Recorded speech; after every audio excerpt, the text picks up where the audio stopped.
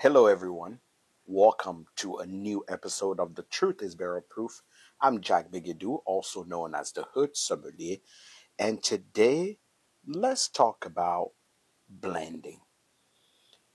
A lot of new brands come on the market, and one of the things I realize is they're either great at one or the other. They either great at selecting good barrels that they maybe age in finish in a different barrel, or they're really great at blending stuff. I haven't seen a lot of brands that are good at both. Maybe one or two can be good at both, but it's always one or the other, which usually when I try a new brand, I always ask myself, what are they good at? Have you ever heard of 15 Stars? 15 Stars started a couple years ago when I heard of them, and they've been making wave in the market. Um, they have a bunch of barrels that have been blended, kind of holding on to American history in some way with all the things that they bring out. They have a bourbon that was a blend of 7, 8, and 15-year-old. But today we're talking about this ride that they call in the First West. I'm going to read this is in 1795, American First West, centered on Kentucky, the 15th state, and the only state west of the Appalachian Mountain, as well as two U.S. territory wrapped around Kentucky, known as the New West Territory, and the Northwest Territory, and the Southwest Territory.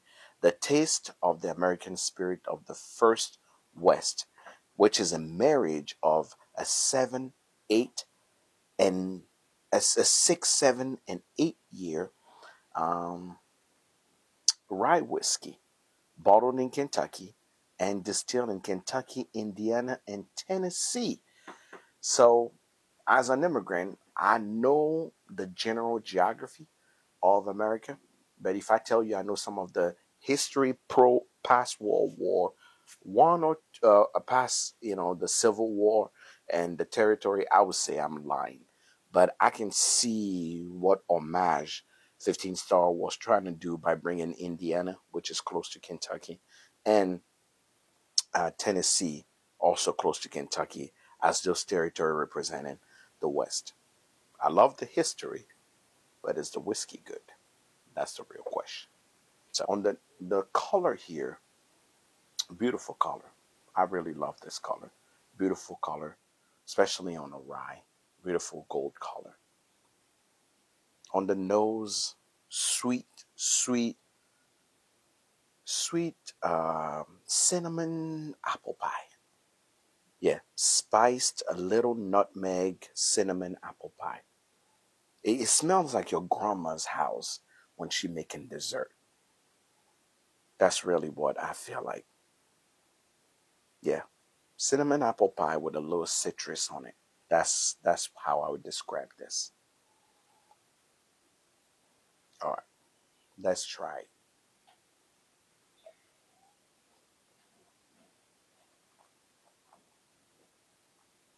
Mm,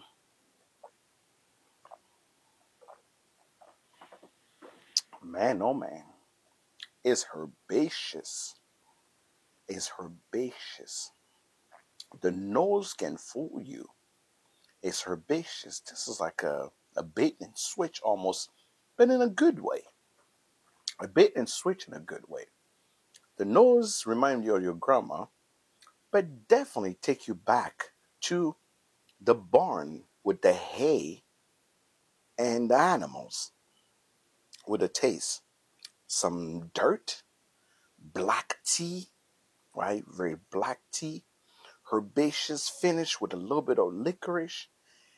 It is, it's like, I don't know if you've had dry cinnamon before, but if you had some dry cinnamon, this is what it is. It's not spicy, it doesn't kick you, but the cinnamon level is really high. Some dirt, I don't know if I can even explain what that is. Like the smell of dirt when you walk into a barn and some hay. That's how it feels like. That's really what it is. I love the nose on this though. The nose make me feel safe. And I always talk about how a whiskey makes you feel because I don't no one cares really about the taste of a whiskey as long as it makes you feel a certain type of way.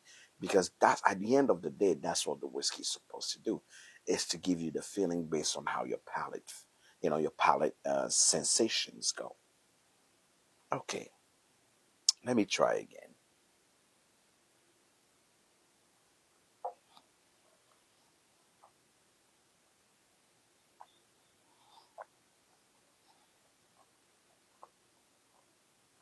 You coat your mouth really well, but that black tea slash dirt hay herbaceousness is not going away at all.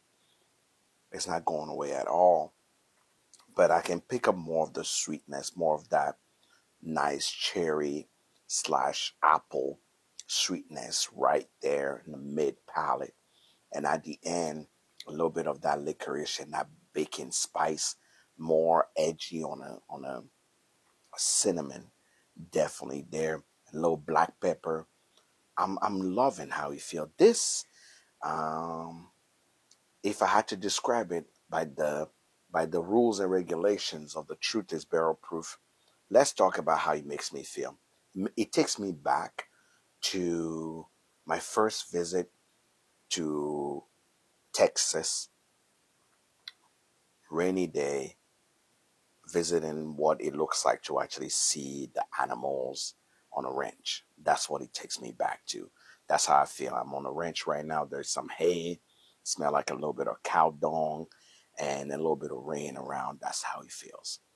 It feels new and it feels different, and it definitely feels mature. What would I pair this with?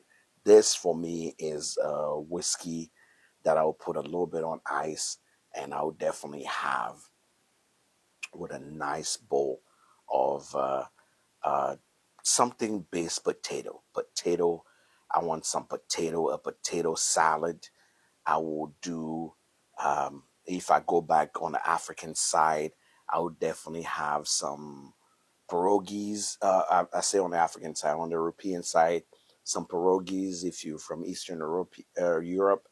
And if you're from Africa, I'll have this with some fufu. That's what I will actually do.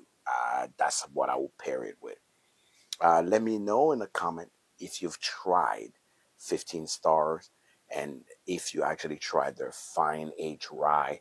That's called the First West. For me, this is a winner rye. I want to see more of these blending. Like I say at the beginning, some people are good at picking barrel. Some people are good at blending.